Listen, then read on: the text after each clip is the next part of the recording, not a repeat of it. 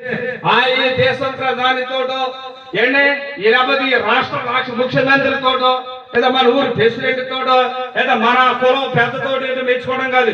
ఈ ప్రపంచాన్ని సృష్టించిన ఆ దేవుని చేతులు మనం మెప్పు పొందాలి. దేవునికి స్తోత్రం. ఈ మనుషుల్ని, ఈ నాయకుల్ని, ప్రధాని, ముఖ్యమంత్రిని, ప్రపంచ చక్రవర్తుల్ని సృష్టించిన సృష్టికర్తైన ఆ దేవుని చేతులు మెప్పు పొందాలి. అది ఇంకెంత గొప్పతనం, అది ఎంత గొప్పతనం అండి.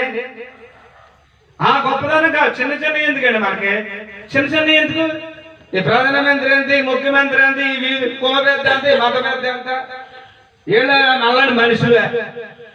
11 ఉంటది, లేకపోతే 11 నమస్కారం అంటారు, లేకపోతే పక్క నుంచి వెళ్తున్నా ఏడు సరే ఆడసాక మాకు ఎందుకు అంటారు, ఇంకో 15 కోడికి నమస్కారం పెడతారు.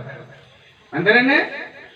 ఇప్పుడు ముఖ్యమంత్రి అంటే ముఖ్యమంత్రి 10 ఓడిపోతే ఎవడ పట్టించుకుంటాడా, ఎవడ పట్టించుకోడు. నల్లని సామాన్యుడే.